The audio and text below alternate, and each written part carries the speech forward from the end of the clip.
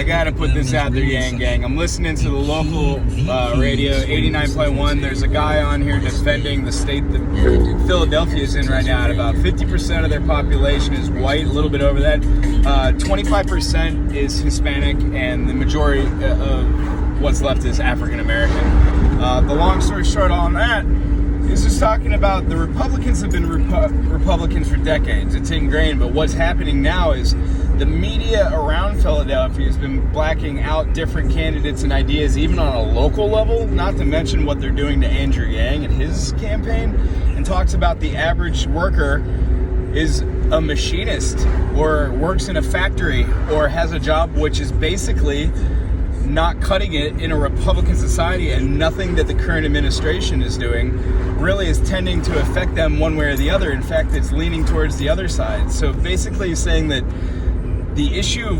gentrification in Philadelphia has led to a majority of voters who are disengaged. And if that's representative in Philadelphia, as well as Iowa, as well as New Hampshire, South Carolina, Nevada, what they didn't say on this is the information that Andrew Yang is running for president, and he's talking about issues exactly like this.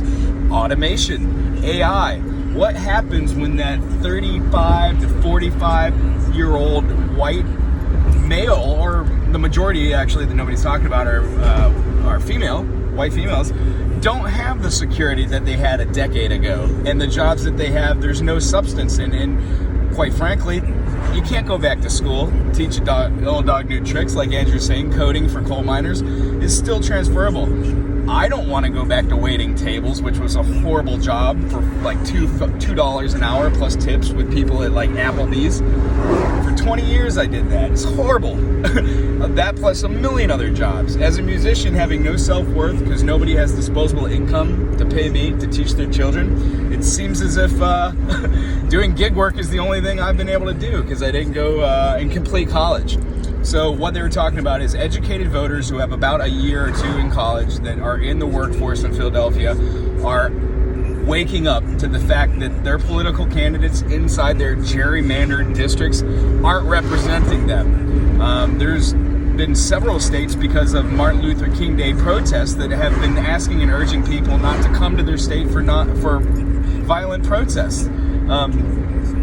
2020, folks. Remember that when you're voting out there. Hawaii, Big Island.